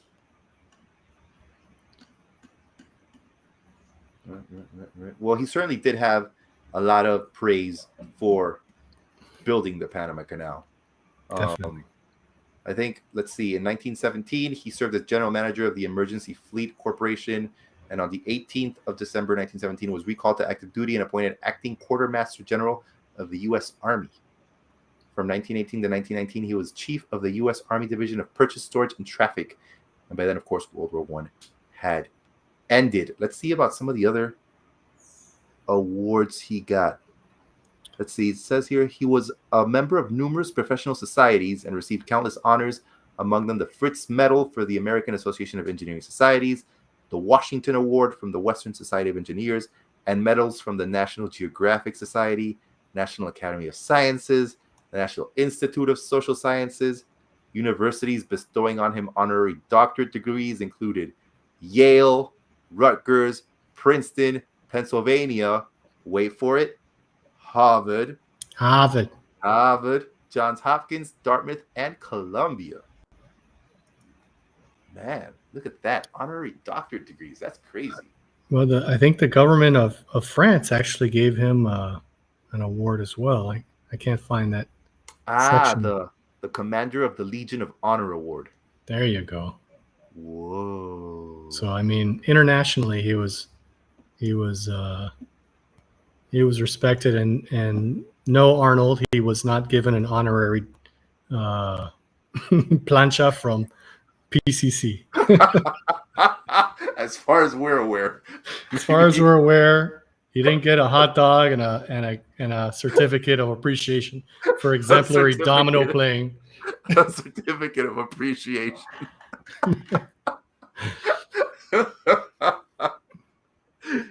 Oh man! But he got that Harvard sheepskin though. He did, man. He got Harvard.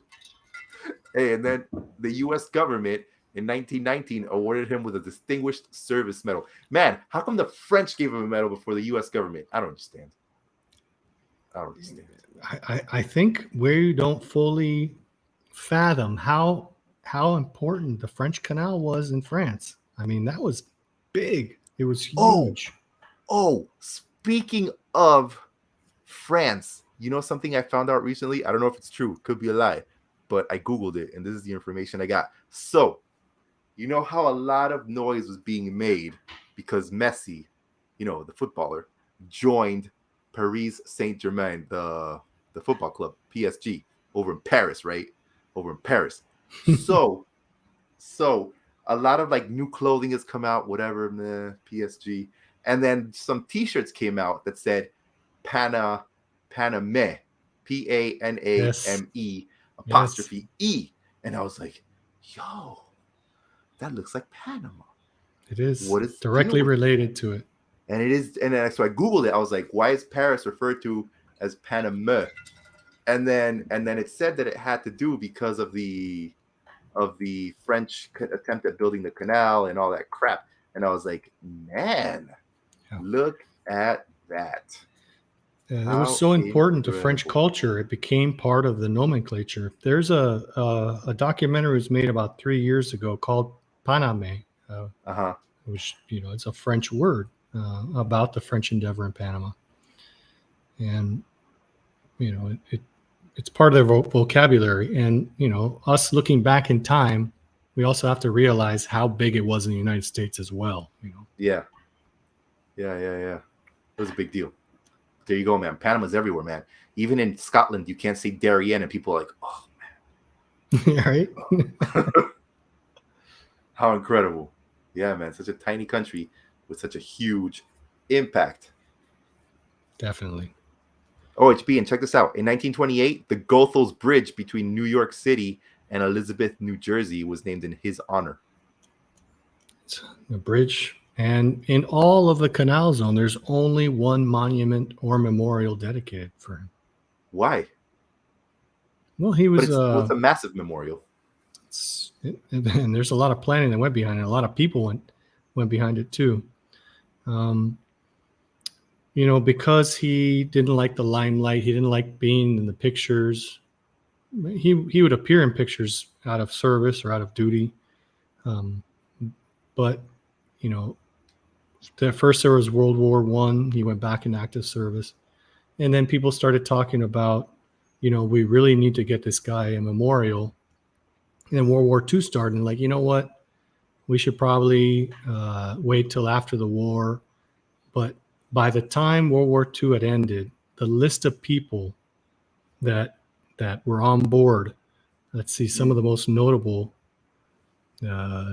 John J. Pershing, the Allied, the first 5-star general of the United States, and George Washington was given another star posthumously, so that Pershing wasn't the only person to hold that title. Wow. So Taft was on board, all former presidents. I mean, just anyone. This list is just way too long to read out to everyone. Yeah. But let's see if we can find some Kermit Roosevelt, who, Theodore Roosevelt already passed away by now, which is an interesting story, by the way.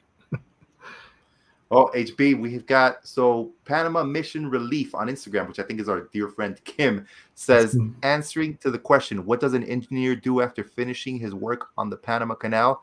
He moves to Virginia to build an undersea tunnel between Norfolk and Portsmouth, then on to Florida. And he says, shout out to D. Norman. That's right, Danny Norman. If you guys missed that episode, we talk about mega projects with Danny Norman. Scroll down, you'll find it there. Or we're kind of like Goethals in this episode. We haven't shouted out ourselves, Joe. Head over to yes, Rapscallions. I was like, who are we? Who are we? Everyone out there, if you guys want to see our past episodes, we're working hard on that website, PanamaRP.com. If you can't remember that, electroshock therapy for you. Not remember it. PanamaRP.com. PanamaRP.com. We've got donation buttons there. We've got T-shirts if you want to buy them. Very comfortable T-shirts. Mm-hmm. Joe's wearing one right now. Can you sing us in a tenor voice how beautiful these shirts are, Joe? T-shirts are so beautiful and soft. They'll make your skin tingle and feel free as the wind. Show us that beautiful shirt. Thank you for that beautiful voice. That was just amazing. Tenor. I don't know if that was tenor, but I was singing. It was tender. Check it out. Super soft. And we got a list of all the episodes there. You can check them out. The mega projects one with Danny Norman was incredible. He worked on the expansion, and he gave us that engineering insight that only an engineer could give us about not only expansion, but the original canal. And he also told us that he wrestled an alligator while building the expansion. Totally. And that's why when you see him on the show, he'll be wearing alligator boots. That's right, because he killed that alligator and he made some boots out of it. Yeah. And a wallet, too. True story. We don't lie. It's all true. So I think before we had to pimp ourselves out a little bit, PanamaRP.com every Sunday, 3 p.m. Thank you very much. Tell your auntie, tell your friends. We're talking about the memorial for Goethals, and my fondest memory, and I'm changing all the names to protect the guilty, is that every once in a while someone would throw soap into the Goethals memorial, and it would just completely foam over. Lots of fun was had. Lots of fun. I bet Goethals himself was like, well played. Yeah, he was like, I am moderately upset about this, but I don't have the time to be upset over these suds of soap. That's right. Trivialities. Trivialities Is that a in word? my life. I don't know. Anyways, Kim says, cooking with Rapscallions episode, tasting Goethals. Well, we're actually going to open a chain of restaurants, Kim, called Taste of Goethals, where Taste we of cook Goethals. all of his favorite recipes. For breakfast, it's coffee, an orange on a fork, and some bacon. And some bacon. Yeah. Orange on a fork. Yeah, that's what he had every day. What's Benoit? How do you say his name? Benoit. Benoit. All right, so back to the memorial, guys. Yeah. First, they wanted to do like a big statue, like like a big marble statue Of him, like a Greek him. god. Yeah, like him with a scale. I don't know. It in this article it says plans for a memorial 25 years in the making. And as we mentioned before, everybody was on board. They were coming up with ideas. They had budgets. And then when they found out that, $60,000 isn't enough, all the people that were on board, they doubled it, 120,000. And what they ended up with was what we know today is a 56-foot shaft of marble. And deciding on that spot wasn't easy, No? How'd they decide on it? Well, it was the architect. I don't have his name in hand. He's the one. A lot of people wanted. Alfred P. Shaw. There you go. Why don't you take over, Joe? Well, that's all I know. Alfred P. Shaw from Chicago. Alfred P. Shaw said the rotunda in front of the Balboa Elementary. Some of the other sites were in Colon and at the foot of Sosa Hill, also known as Little Sosa. That was also proposed. That when you think of now, Colon, they couldn't have picked a better spot. The spot they looking picked in right now retrospect. Great, yeah. The Prado in Balboa is the perfect Amazing. place. Yeah. And no, it's beautiful. Because if you think So about it, Colon has been forgotten. Yeah, unfortunately. Horribly. So the spot now is like fantastic. Sorry, you were going to describe it beautifully, and I just got excited and started saying words. So if you think about it, you have the administration building, which he oversaw and was said to know every intricate detail about the construction of the administration building in Balboa. You have the stairs leading down. You have the Goethals Memorial at the rotunda in front of the Balboa Elementary. And then you have the beginning of the Prado. And the Prado is very important. Probably a lot of you guys already know that each one of those, there's palm trees and buildings lining grass squares. And each one of those squares is the size of a lock chamber. And I don't know if it was ironic or incidental, but on the opposite side of the Prado is the Stevens Memorial. Ah, how interesting. Yeah. And we have a beautiful picture of that whole thing from that day that we did our trip around the canal zone.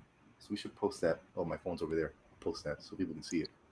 We have an interesting post from Arnold Ferguson. He's like, I got in a fight not in the foot of the monument. I used to be called Panahuchi.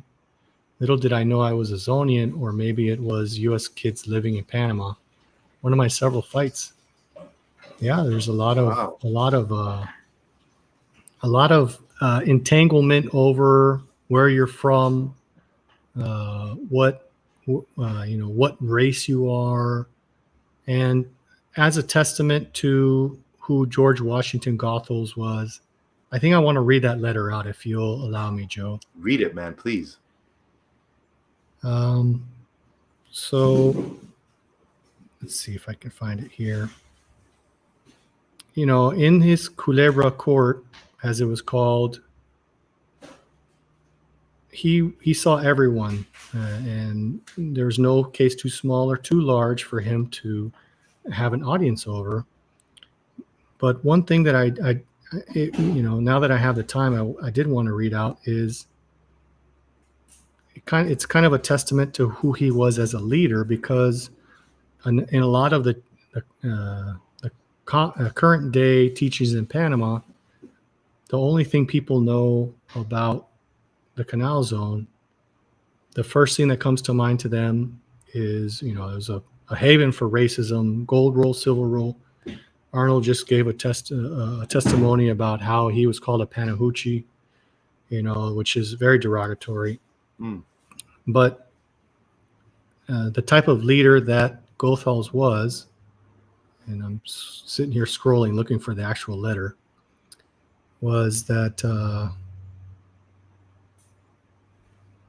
the black workers from the Caribbean, on hearing that he might vacate his job, got together and wrote a letter to him.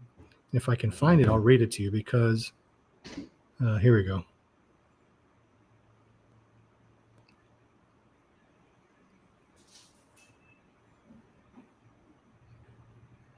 I'll try and chop it down. You know what? I can't find it. No? No. Is it? Wait. What's the title of the letter? Do you remember? Here we go. I think it was page 16. We talked about it right before we went live. Yeah.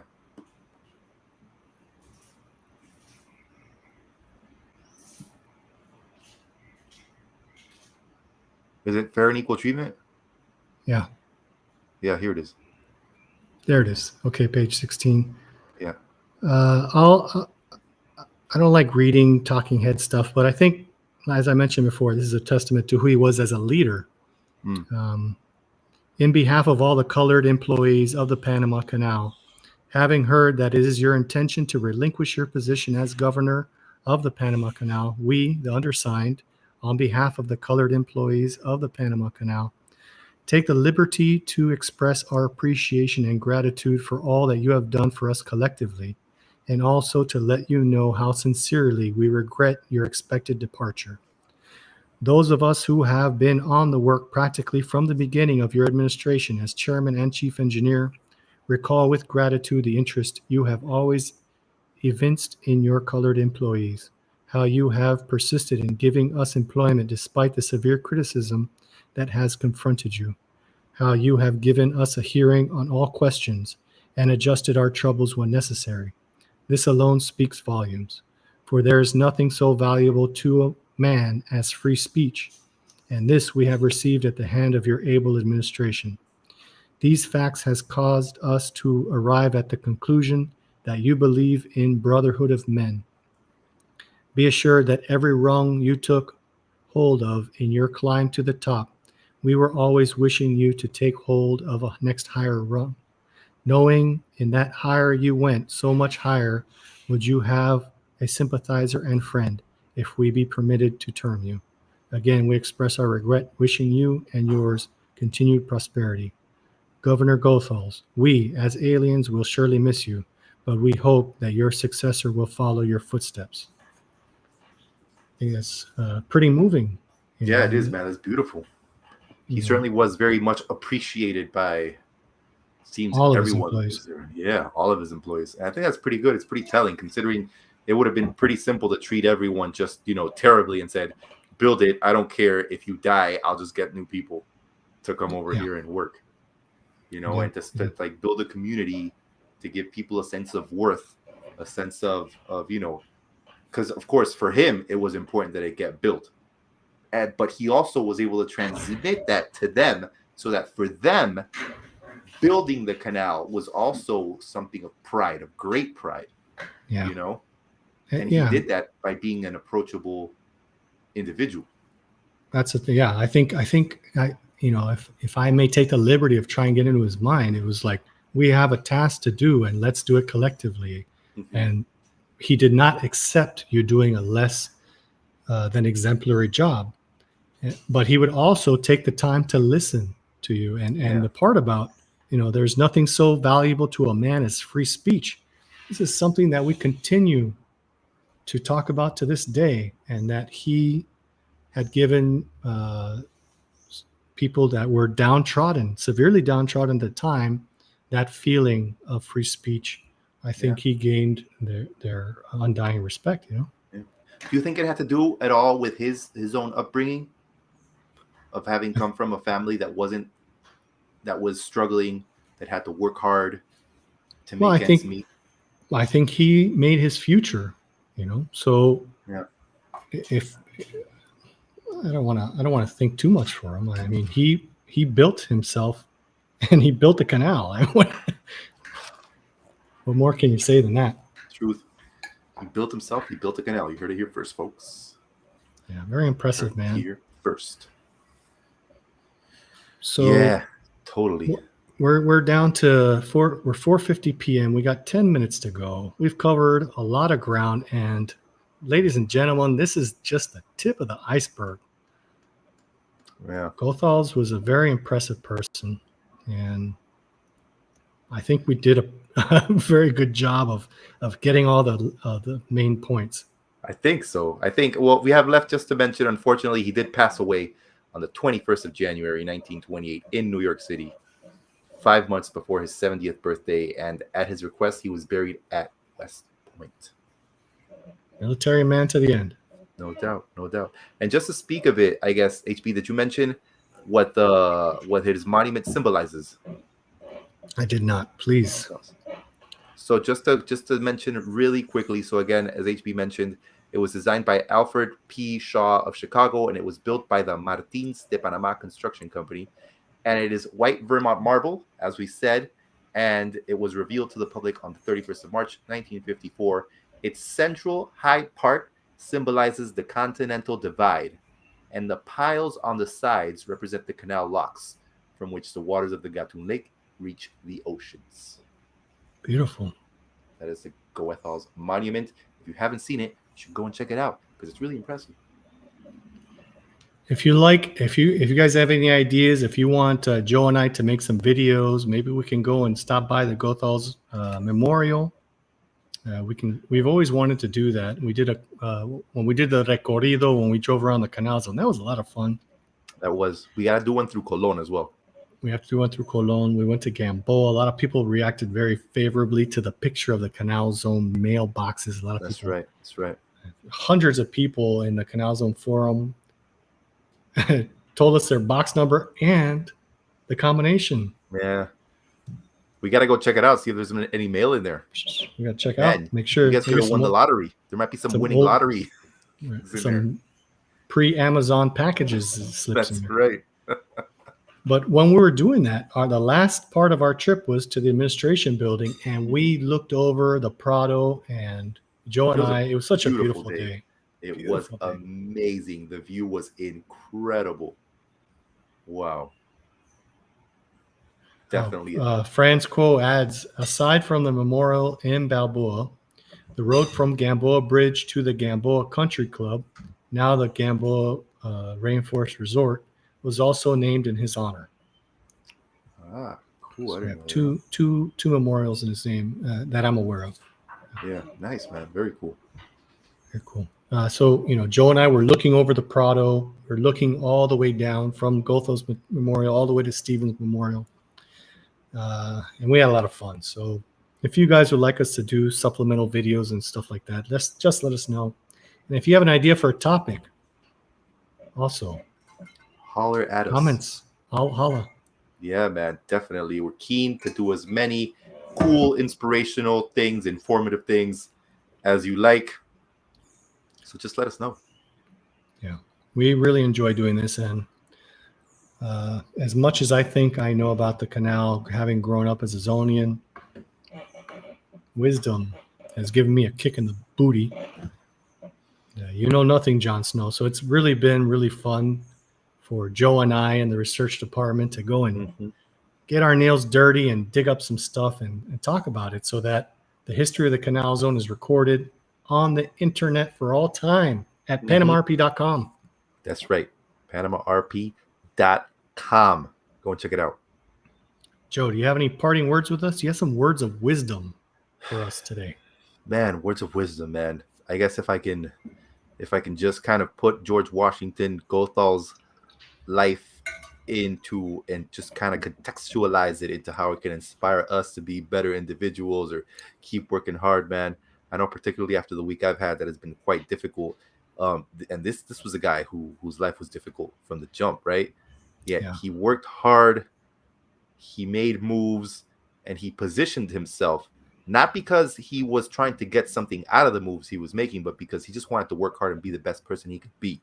And by doing that, opportunities present themselves for him to go on and take advantage of them and do bigger and greater things. So I think that's all we can do is just continue, work hard, because living life is hard, man. It's tough, man. It's tough. So we just got to continue. Joe and I are like, man, what are we gonna do a show about? What are we gonna do? And then we finally come up with an idea. We write to the research department. The research department's like, that's a good one. Yeah. Everything comes together once you make up your mind and you do it. Right. That's right. So yeah, just do that. Make up your mind and do it. And then if it doesn't work, do something else, man. There's always things to do. Right. I think you're in trouble when you stop doing. So don't stop doing. Yes. Stagnation leads to death, baby. That's what it is. Mm-hmm. Well, man, I'm exhausted. Talking about Goethals, I was afraid of it. And now that we've gotten to the other end of it, it's like, wow, this guy was really an incredible person. He wasn't looking for the limelight. For him, keep your head straight. Keep moving forward. Be flexible. Treat people fairly. Listen. Work hard. And everything for him fell into place. So it's not the first time we've heard that on one of our shows, is it, Joe? No, man. It seems to be a reoccurring theme. Yeah. One of my favorite ones was when Rudy Waller was on. He's like, if you wake up in the morning, the first breath that you take when you wake up, you should be like, wow, I'm alive. Get up and do something. Yeah. I love that one. Indeed. All right, let's wrap this sucker up. Does anyone have any last comments out there? Oh, Arnold Ferguson says, I got a manicure place for your dirty nails. Hey, I need it. Boom. Let's hit it up. Arnold, I've been doing yard work. All right. Oh, horrible. HB's nails are stank. I'm going to go up to Texas. I'll stop by the nail place and you could take me to some nice Texas barbecue sometime. Oh, man. So if you guys want to see that field trip, me and Joe will go to Texas, go to PanamaRP.com, click that donate button, Patreon, all that stuff. We got all the buttons. We stream live on Instagram, YouTube, Facebook, Mars Rover. Hey, that man, guy's doing good. Popular. Doing really well. And we're on Spotify. We're a little behind on the uploading the episodes on podcasts and Apple Podcasts, but we're getting there. Don't worry about it. So thank you, everyone. Shout outs to all the fam scallions. Joe, this is your red carpet. You got anything else to say? I'm 2 good, minutes my left. friend. Eat up 2 minutes. Everybody. 2 minutes. Much love to everyone. Got 2 minutes, man. I'm just saying things. It's wonderful to be alive. Stuffity stuff. Today I'm drinking Appleton Estates signature. I enjoy it. All right, From fam Jamaica, scallions. no doubt. If you guys have any ideas for shows, let Barbados. us know. Something you want us to research and dig into. We'd be very happy to do it. Every Sunday, 3 p.m. Thank you very much. And that's time to go. Bye-bye. J-O-E in the place to be. HB on the track, it's like ecstasy. Rolling a well of 7 years, what we drink and be. Trying to sling the dopest rhymes in the galaxy. Let me take a minute though and relax your mind. Sometimes these words can be hard to find.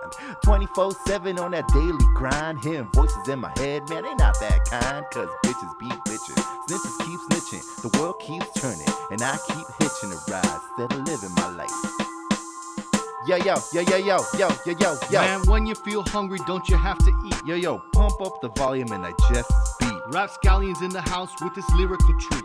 When we're done with you, you're gonna ice your feet. If the world ends tomorrow and you had one chance, Hey yo, would you start the move like it's your last dance? yo, do something small in the past and present changes. Do something now, the future rearranges. Cause bitches keep bitching. Yo, snitches keep snitching. The world keeps turning. And you start living your life instead of hitching a ride. Rapscallions.